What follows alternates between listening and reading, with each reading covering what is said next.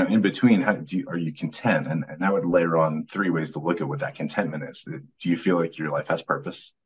Do you feel like you have pride in your life? And then do you have moments of pleasure? And then recognize that the moments of pleasure are fleeting and that you can create more of those. And for me, happiness is an active craft. Like you have to just keep working on it, right? Keep kind of shape your life to make you feel good about your life, and not just to feel good about your life. That's a bad way of saying it, but keep crafting your life to be really happy with who you are as much as you can with everything that's going on in your life. And that's at all sorts of different scales. It's funny when you as you're talking about happiness and working at it, I almost envision like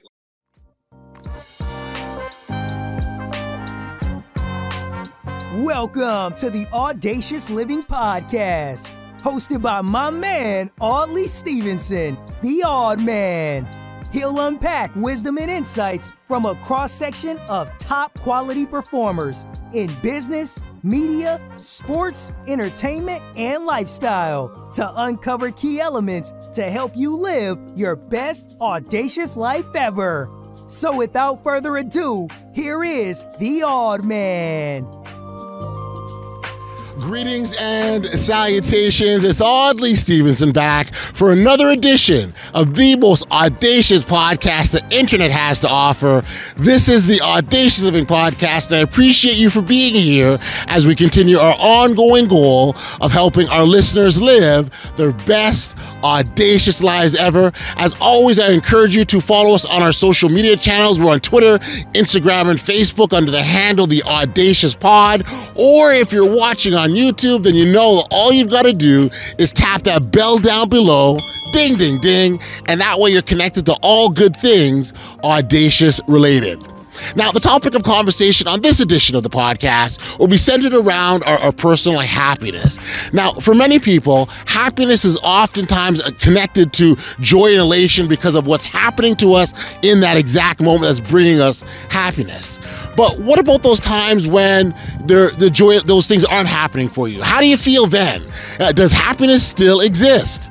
Is it possible to experience happiness when the skies are gray and overcast like they are right now?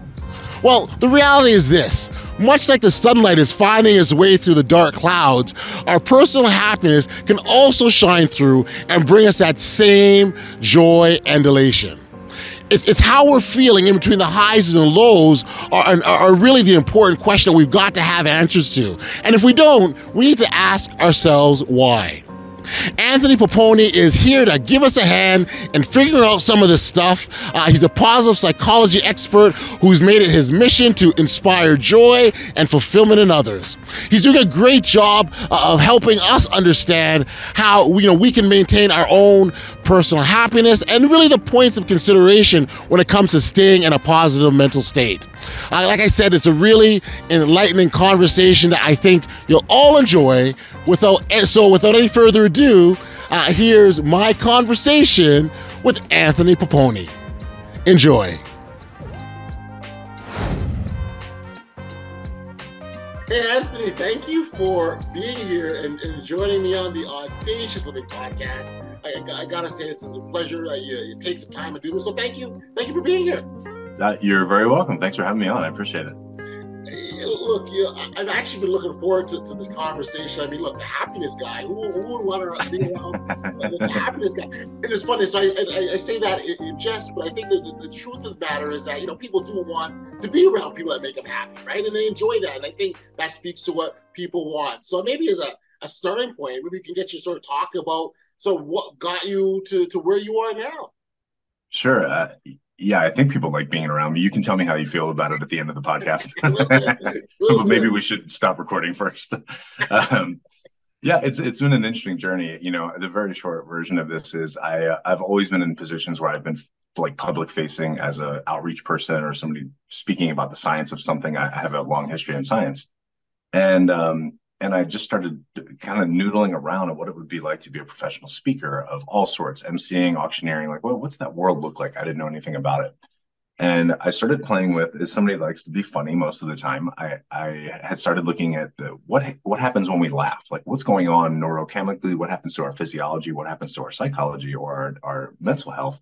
Right. And that kind of led me down this rabbit hole of finding other resources, finding really good books around that, and then finding other resources, including the whole field of positive psychology. And positive psychology is dedicated to human happiness. And so it's a very rigorous discipline of science, but they've done a really good job of making it applicable to the public. And so that's kind of where I landed with all of it. And then most of my work these days is either standing on a stage in a conference, presenting about what's going on. I frame work as having hard parts to happiness because there are hard parts. And then the rest of the time I'm working with people at work because most people are suffering at work and they're not having a great time of it. And so I'd love to ease that pain. So I gotta ask these hard parts of happiness. Yeah. It's supposed to be a great thing. It's supposed to make us feel good. They're hard parts. Sure, sure. Well, yeah, I don't mean necessarily that. When we think about happiness, you can think about it as like there's all the stuff that we think about, like fun and joy and Yes. elation and vacations and comedy shows and all of those things that we think about as being fun. Yes. And that's certainly a part of happiness. We should understand where those things come from. We should understand how our neurochemistry rewards us for doing those things and makes us feel good in those moments. And then there's a whole other axis on this. Fun goes this way and purpose goes this way, and we can't ignore that stuff.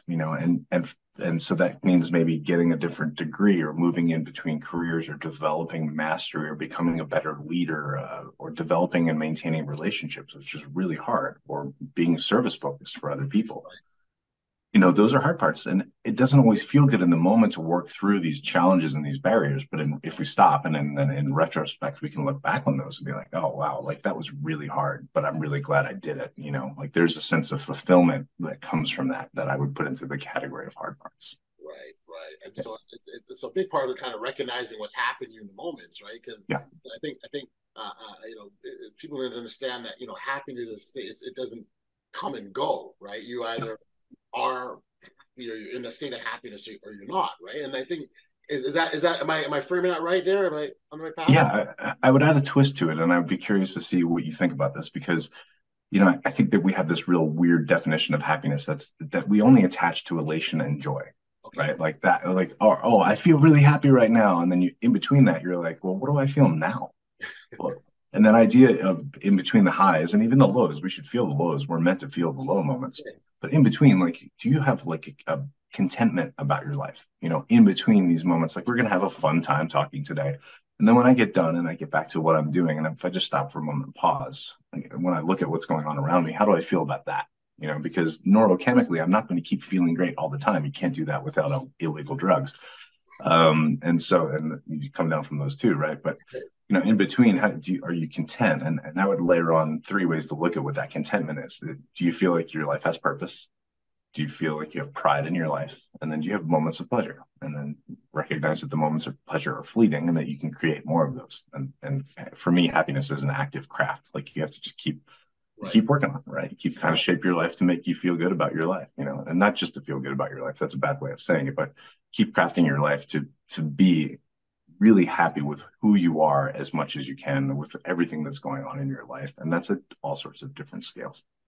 It's funny when you as you're talking about happiness and working at it, I almost envision like if you're going to the gym to Yeah. build muscle, right? Like Yeah. it's not Yeah. something you don't go to the gym tomorrow and all of a sudden I'm in shape, right? It's an And then you're ongoing. done. And I'll see you next year, our next New Year's resolution, right? It doesn't work that way. It's an ongoing process. I see happiness a very similar way that it doesn't stop. It's Yeah. ongoing. Yeah. And it's like I said too, it's at scale. Some of the things are like, what can you control in the moment, right? Like right now, what can you control in the moment? You can't fix anything with the past. I mean, you should not let the past unwind you. That's therapy, and then coaching is, for the future in my perspective. Right. But like, what are you doing to shape like where you're going with your life and what you're trying to do? And then how do you also be content with the present moment too? Because our brains are very focused towards the future and resolving future things that are coming towards us. And there's a deeper story to that. Right. But it's an ongoing thing. And some of these things that you really like to change in your life that can really have an impact on how happy you are, they don't happen overnight. Just like with going to the gym, you're like, I would like to be 20 pounds lighter. Well, you can make a really good, solid effort of it for one day, and you're Right. not much closer, right? It's that continuity that's really important. Right, right, right. Yeah. As you when you sort of talk about things of the future, I think that's where we're. So when I think about that, to me, it's very much not staying in the present. So Yeah. if you're worried about the future, there's anxiety. That's where anxiety comes from, right? Sure. What's to come, even though it's not here, you're still Yeah. concerned about it. I think so. So for me, when I think about what happiness, it's very much in the moment. A friend of mine, he was going through a really challenging period, and he said, "Hey, let's go with a bunch of guys just to kind of hang out and feel a bit better." And I almost had to, and I saw him; he was laughing and having a good time. And I remember leaning over to him saying, "Like, I want you to remember how you're feeling in this moment, because Yeah. as much Yeah. as all these sucky and crappy things are happening to you, Yep. you're happy right now, Yeah. right?" And so for me, happiness is made in those moments, as I see it. Yep. Yeah. And good on you for, I mean, I think that that was a really valuable thing to do for your friend too. That's the power of relationships, and relationships are one of the most significant factors of having the ability to enhance our lives and to hold us accountable to things and to lift us up when we need it, to provide support when we need it. Yeah, so he can have that, and then of course, and there's an element there of like distraction from what's been really upsetting you, Right. and that's okay. Now, if you're living in that all day long and you're ignoring the hard stuff all day long, That's then not we a have problem. that's a problem. That's not helping, right? So yeah, that's really good. And the Martin Seligman, he's a professor at the University of Pennsylvania, the founder of positive psychology, or one of them, basically says that we shouldn't be called Homo sapiens. We should be called Homo prospectus, because prospectus is looking towards the future, right? And there's real value, and you framed it as we have anxiety about the future. That we are wired that way, because the things that were going to kill us, if we've resolved the things around us that were going to harm us, then we're okay. So now we're working on what's the next thing that could harm us, Right. right? And Right. we live in these worlds where my safety is not in jeopardy right now, but my brain is still working that way. Right. And that anxiety has value to a point, because it makes us strive for things, and it makes us like consider the future instead of just being like, well, in the present, I should just eat 4 hamburgers, like, but we know that that's not good for our future survival. So, Right.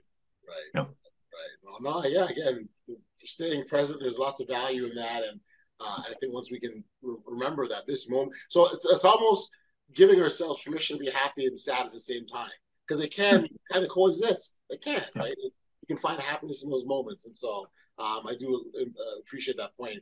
I remember sort of as we were kind of preparing, reading about your work a little bit. You talk about myths of happiness. I wonder if you sort of expand on the misconceptions that people have about happiness. yeah. I mean, there's a lot, and that's the framing for my business is the brand is called Focus on the 40, and the reason it's called that is, in a very large scale, this was one of the things that was like mind, excuse me, like mind blowing for me, was that when we look at happiness and how happy someone is in a moment, we have kind of a range for our given day. And what I mean in general is, like, when you come back to that moment of contentment and you look at purpose, pride, and pleasure, how you feeling about your life, like in that moment. And you could be thinking, how to feel about my day, how do I feel about my week, my months, my years, the decade coming, whatever those things are. So that scale is really important. And of course, there's volatility, and things will shift around all the time, and they should. Yes. But we put an inordinate amount of focus as human beings on the very small portion of our happiness that we think has more impact than it does. And what I mean by that is life circumstances. So we look at the human happiness overall, where you are overall. About 50% of where you start is genetic. So if you have kind of miserable parents, you have to kind of overcome that. And you can, there's the Right. process called neuroplasticity. We can reshape our brains. Right. Pessimism has value. To a point, and then what we know about these data sets on human beings, because we've been able to track people across their entire lives, we know a ton about them. We know what they look like, we know where they live, we know what age they are, we know what their orientation is, we know if they're married or single or divorced, we know if they're educated, we know how much money they make, we know what their religion is. All of those things combined, and I'm saying this again on purpose, all of those things combined only account for about 10% of the variability of how happy someone is. And so that means 50 and 10, that means 40. And Right. so that's where I try to refocus people, is on the 40% that is our happiness within our control. And so people put a lot of conditions on happiness in that 10% segment of like these life circumstances. Well, I'll be happy when I get the next raise. I'll be happy when I get married. I'll be happy when I get divorced. I'll be happy, when I graduate. I'll be happy when I get a new house. Not only are you kicking the can down the road on happiness, you're also putting entirely too much focus on things that really don't have as much sustainable happiness in your life versus the little things that are available to you all day long. Coffee with friends, working, making progress at work stuff, all those little things that are they're right here. They're right here for us right now. Right. And again, there's a recognition of that. I mean, people understand that, yeah, it is the right. I go back to the right here, right now. But if you can recognize that, yeah, this is available to me, and I can have it, then it's yours, right? Yeah.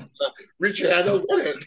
And it doesn't mean that some of it's not going to fit into the category of hard parts. The right now that you're planning for the future, working on certifications, getting better at your craft, whatever those things are, comes with the discomfort of pushing through those barriers now. And so some of this really does come as retrospect, like happiness in retrospect of being like, man, I'm glad I made that decision 2 years ago to start working on that because here I am, Yes. And it wasn't easy through that process, but there's a lot of, you can have pride around that. I wonder if you can sort of talk about the significance of understanding the things that bring us happiness and joy, right? I'm thinking more from the perspective of when you need to fall back, right? There will be times where we're going to need to fall on something and identify, hey, I need to do this because it puts me in this place. I don't know if you can understand how important that is, because I think there's some significance in that. Oh, sure. And there's an opposite of, I think everybody knows the term toxic positivity, like that. And so feeling like you should be positive about all things all the time is a fallacy. It's certainly a myth. There's the opposite end of toxic positivity, and I haven't come up with the phrase yet, but it's like crippling negativity or something like that, where all you do is focus on the negative stuff. And if you think about your life, you can probably think about that one person that's negative all the time, right? And they can be really hard to be around. And that's actually not really good for their performance. We know that negativity is actually, it has value. It's a message, but then we should take that message, understand the message, decode it if we need to, and then take action around it. But there's a whole piece there about like, so what are we doing to buoy ourselves up when we need it? Now, I love comedy. So if I'm feeling like I can't focus, I'm directionless, I have a little bit of irritation, usually I go drink a glass of water. That helps. And then I'll find comedy to listen to for just a few minutes, just boost my spirits. I recognize the comedy's not going to last forever. I'm going to feel good from that. And then neurochemically, I'm going to not feel as good from it. It could be reaching out to somebody you need to talk to, picking up the phone. Don't text. Meet the person in person, lean on those sorts of support that you need. And when we look at human happiness, the facets of it are pretty complicated. There's about 5 parts to it that they've broken it into 5 domains. One of those is all about neurochemistry. It's all about the 4 pieces of the 4 primary neurochemicals that make us feel good feelings.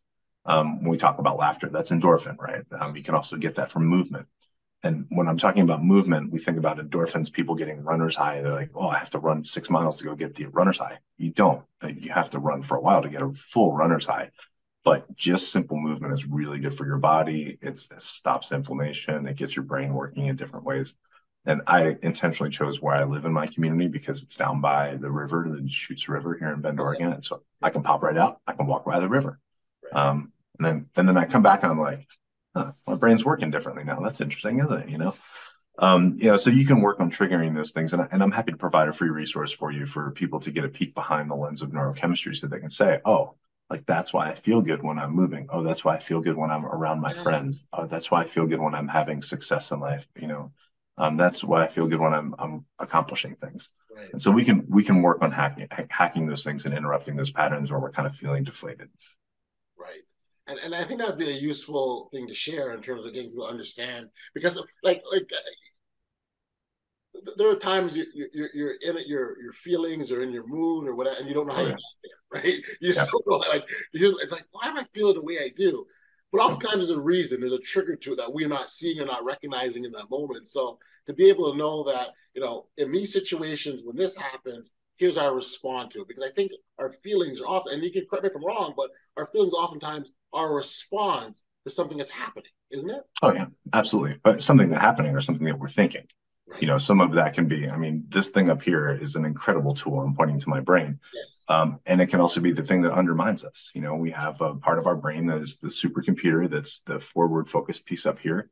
in the prefrontal cortex. Then we have back here the old limbic system with the amygdala, and that is all fight or flight, and we can put ourselves in that fight or flight mode all the time. It shuts down our supercomputer. It affects our physiology. It's not good for us. Right. And so where that comes from is I was saying before, like, you should understand what makes you feel good, and you should try to have more of those moments, right? And recognize that they fleet, and then that's fine, but you should recognize where those negative patterns come from too. And so the first thing you said was basically like, I don't know why I'm feeling this way. Well, if you can get some literacy for yourself about why you're feeling that way and where that came from, you can identify the pattern. You can be like, oh, that's my silly old cave person brain telling me to worry about my survival when I'm sitting in a warm house and I have plenty of food and I'm completely safe. Thank you, brain, for trying to help me survive. I'm doing okay. But some of that is just like, we don't have like fluency around what we're feeling and why we're feeling. If we can build that up, then I think we can say, oh, these are the patterns. And like, these are the patterns that make me upset. How do I change those patterns? Like, what do I do about that? Yeah.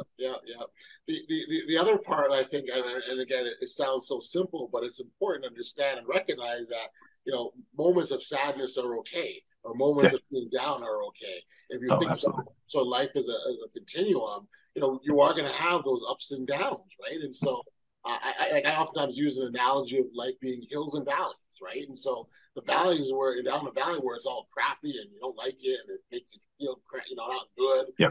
But the hills where all the great stuff happens, and so it's how quickly can I get out of the valley so I can get back into the hill again, right?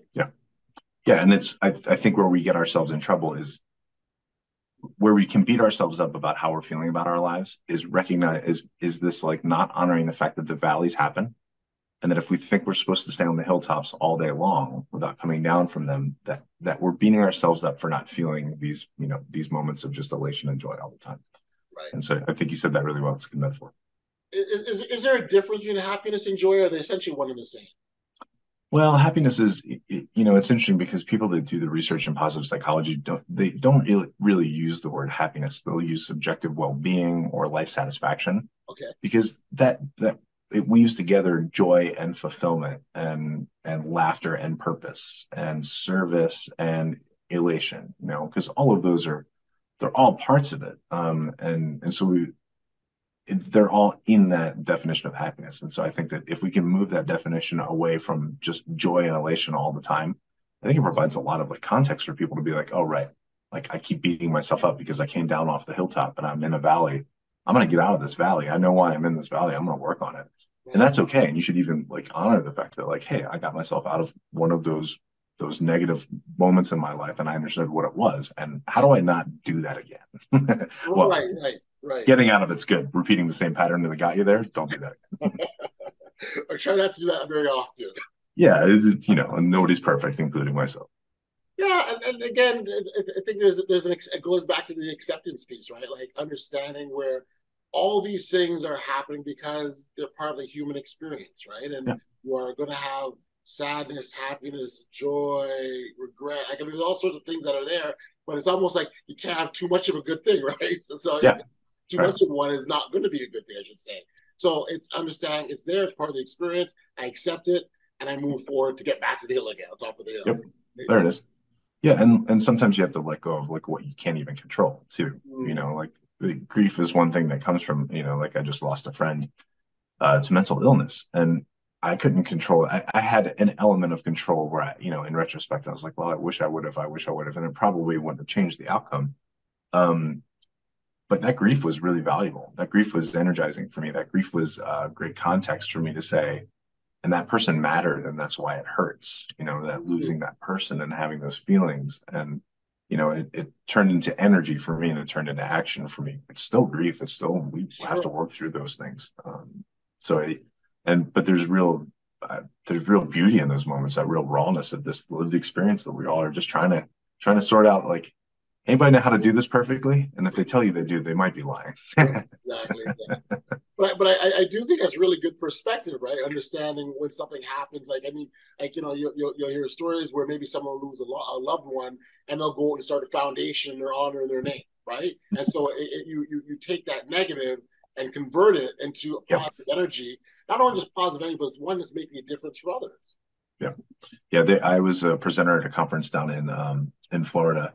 It was called the Who is Jay Symposium, and Jay was a teen with a mental illness, Okay. and he took his own life. And his parents were very heavily involved in his life, thought they were supporting him really well, and of course, you just can't control that sometimes. And they made the symposium on mental health, and so they're just trying to normalize the conversation around what it's like to go through this world with this lived experience of unstable mental health. Right. And it's a beautiful thing to see that they did that. Now, is it hard? Was it hard for them to get to that point? I'm sure. Is it hard for them to continue to relive the loss of their son on an annual basis? Sure, but what's done is done, and what you do with that going forward, I think, is where the real magic. That whole acceptance thing again, right? Like it's Yeah, like right. it's here. What do you do, right? Yeah, You accept yeah, it, you wallow in it, and not to say. I mean, not to, I want to say because I don't want to beat up either when I try to make people feel bad for feeling sad. That's not what huh, this is. I mean, you can in fact, what I oftentimes will share with people is, especially around loss, take whatever time that you need to grieve, to be sad. Take whatever time that you need, but knowing that you just can't stay there. yeah. And I think that's the difference. Yeah. And it's super hard. I mean, when people are down, and I've been in that place, about 10 years ago, I struggled through an episode of depression. I didn't know what it was at the time.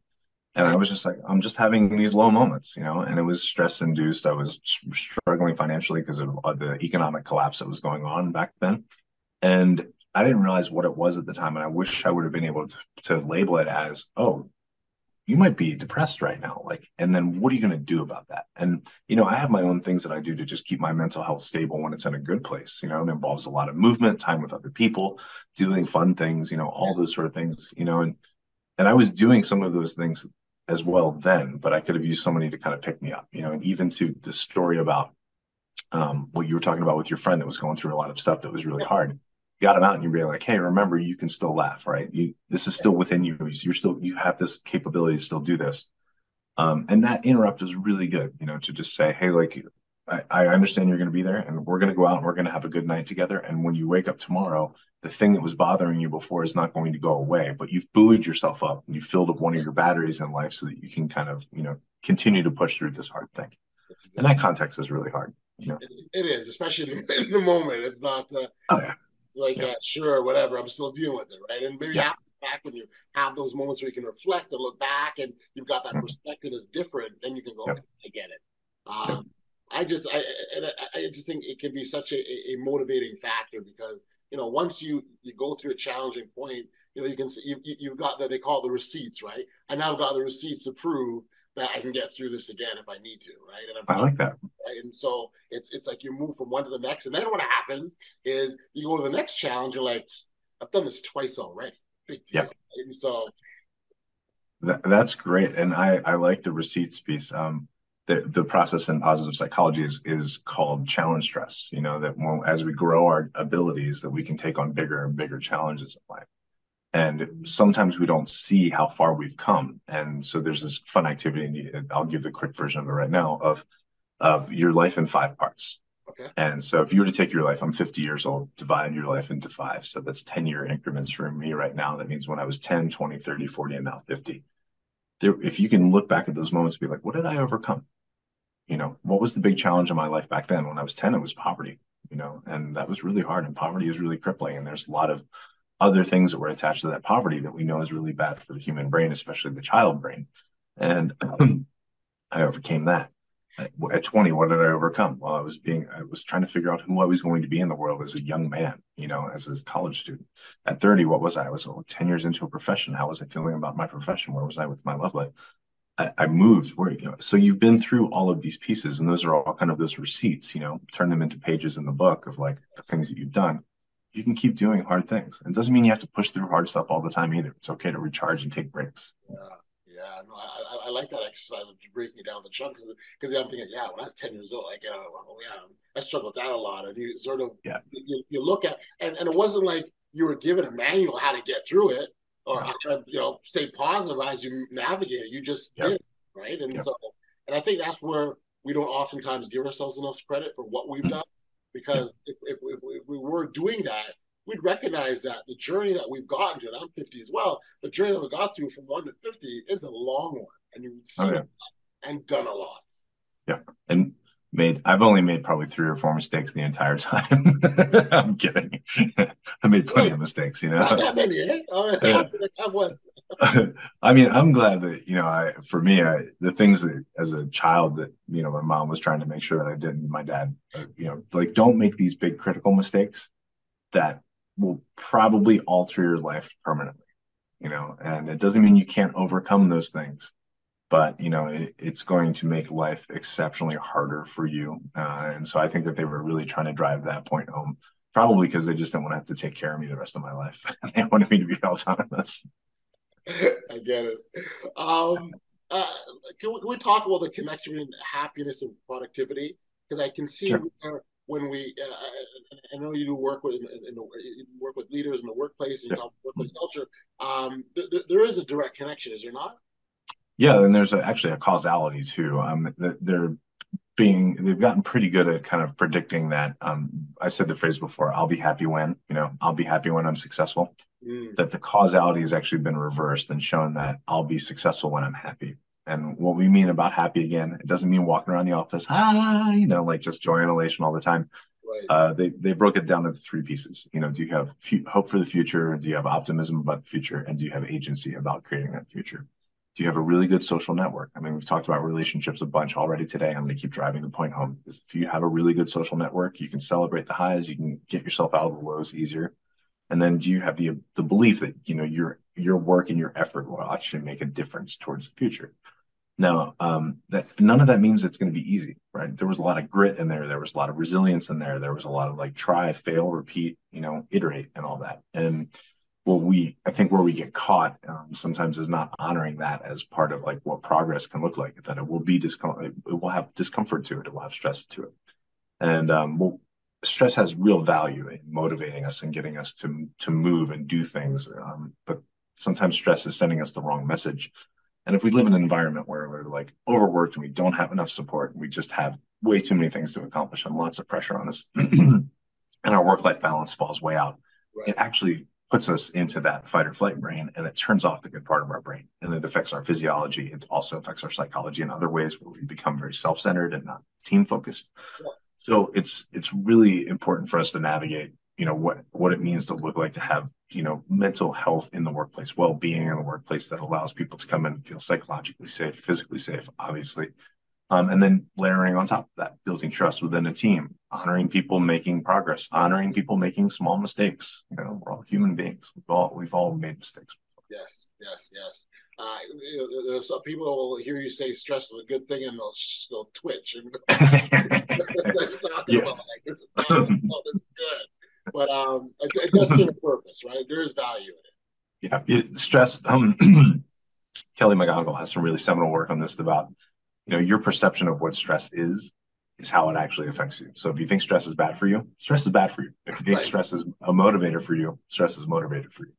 And stress is like, it's this like the definition I really like is it's the deference to your brain's perception that the internal resources that you have are inadequate to meet the external challenge in front. I And that love creates that anxiety, right? that. I love And that. as you continue to build your abilities and your skills, then you can take on bigger things. And those external challenges can get bigger and bigger. And you just have to grow into those moments. And if it means that you can't do it yourself, this is the sign of a good team.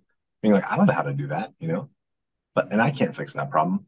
But I know somebody on my team who can, and I can be vulnerable enough to ask for the help to get that and forward as a group. Right? That's teamwork. No, I love that. It's the definition of stress, right? It's what you have is not able to. Yeah. No, right. So I want to make sure I got it right. So what we have, we feel that what we have on the inside isn't enough to address or deal with what's oncoming, basically. Yeah. There's a gap in internal resources between the external challenge. Perfect. I love it. I Yeah. love it. Yeah. That frames it so nicely. So what that says to, and what that should say to people, and I say should, I don't, in terms of what people need to identify, is build up your internal resources, right? Yeah. So Yeah. if I build up my internal, then I can respond to the external, and then stress isn't overpowering anymore because I'm fortified. Yeah.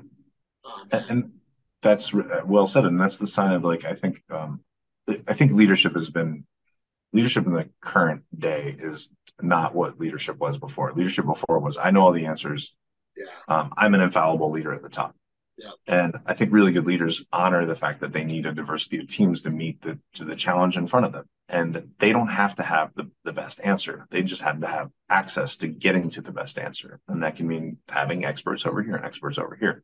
Going outside the company when you need an expert to solve a problem that is not in anybody's specific wheelhouse.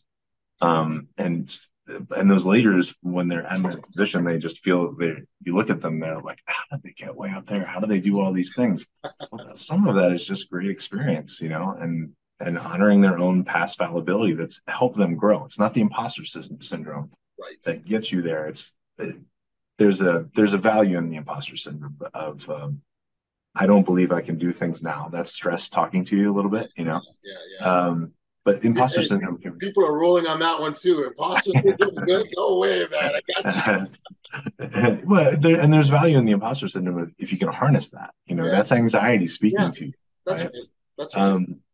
And if you can say, "Thank you, imposter, for telling me what I am not capable of doing this thing," but let me tell you that I've done all of these things before, and I may not do this thing perfectly, and I may fail, but it's not going to end the world, in my world, and that's it's something we can work on. I use my imposter, and anytime that pops up, it's just like I look at how I just continue to commit to getting better at my craft, and that's thank you, imposter, for enabling me to make those decisions.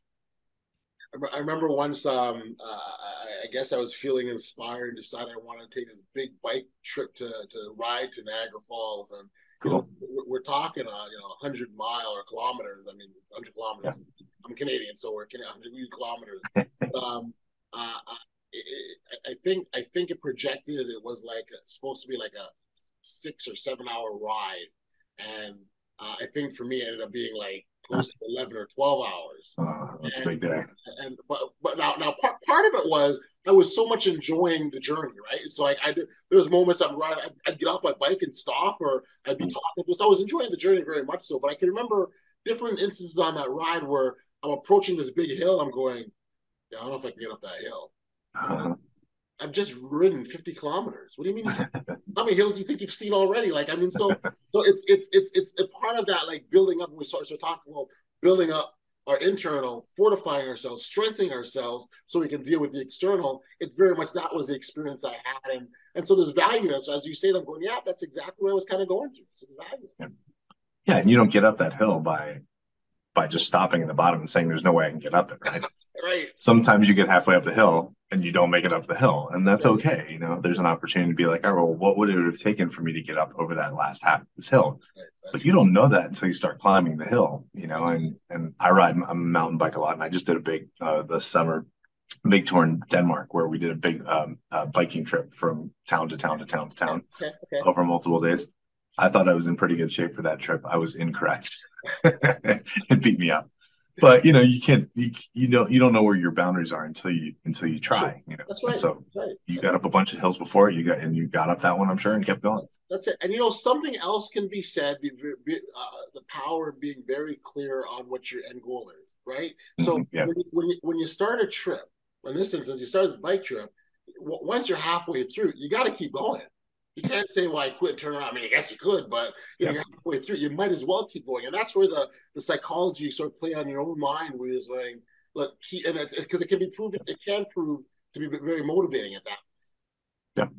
Yeah. There were times on my trip in Denmark that I was ready to get off my bike and hire a cab to take me the rest of the way. That option is always there too. but I didn't do it.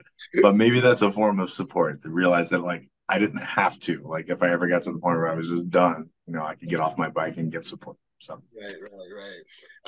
And I think why, and I appreciate that you're being here, and I think why this conversation is so relevant to us living this bold, audacious life that we talk about here, and that's very much our focus is, like, if we can take that first step, right, and take that leap, and sometimes a leap of faith, but we take that leap regardless, knowing that there's greatness down the road. We can go on to do so many great things, and sure, call it a psychology thing in our own minds that we're telling us we got to take that step, but it's very much when you think about happiness is we need to psychologically put ourselves in that space as opposed to hoping it's going to happen. Yeah, so. And that's and it's all about that. I think you said it really well. It's like, why are you doing this journey? Like what was this bike trip about? What was the intent there? And there's a lot of different ways that you can view that trip as successful, or that trip as like, I did it, I can check that box. Right. And getting clear on that definition is great. And then honoring along the way that it's going to be a bumpy road sometimes. And that's okay. And that if you have a really clear North Star on like what your guiding star, your star is, and like where you're trying to get, you don't necessarily know always what it's going to take to get out there. And even sometimes when you get there, you're like, oh, on the way, I decided my North Star changes a little bit, and that's okay. North Star is always moving. Well, maybe it's not actually. This isn't an astrology podcast, is it? It is absolutely not. I can promise. Wait, astronomy. It's not that either. It's neither one of those things, right? Yeah. Oh man, this has been really great. Look, I so much appreciate you for being here and sharing this. And I think that the psychology around happiness is one that we could stand to be more thoughtful about and understand how we feel, the way we feel, why we feel the way we feel, and what we can do to change that. Because that is all within our scope, within our control. And as opposed to going along thinking it's just the thing that we happen to go through, like a storm, which like weather. No, we can have some impact on that. So thank you for sharing the insights here. My pleasure. For our listeners who wanted to connect with you or learn more about you and the work that you do, where can we send them? AnthonyPoponi.com. That easy. That's that easy. I'm a raging narcissist, so my website is my own name. I think I have one of those too, actually. We're in the same boat. That's why we're hanging out together. That must be it. Anthony, this is awesome. Thank you for being here, and congratulations on the great work, and keep going, my friend. Yeah, thanks so much, Audley. Take care.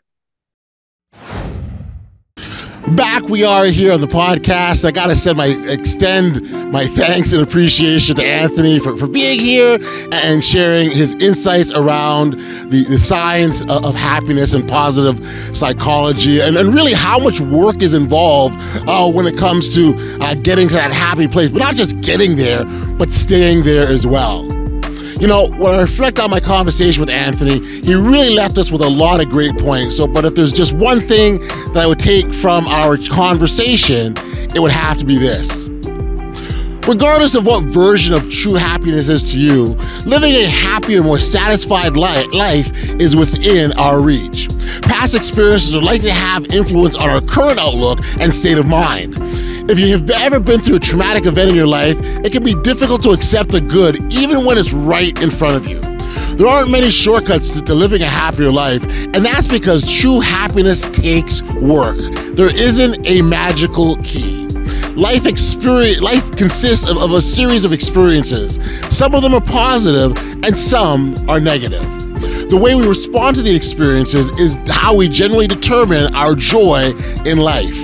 Happiness comes from putting in the work and actively choosing how to deal with the things that life brings to us. No matter how out of control your day is, no matter how stressful your job is, or how difficult life becomes, the act of being present can be an oasis. It can change your life. It's incredibly that simple. We've come to the end of another edition of the most audacious podcast the internet has to offer, and I really want to take this opportunity to thank our awesome listeners and those lovers of audaciousness for being here and helping move this thing forward. The encouragement, the support is all so much appreciated, so I say thank you. Until next time, stay safe, be kind, show love to one another, and be audacious.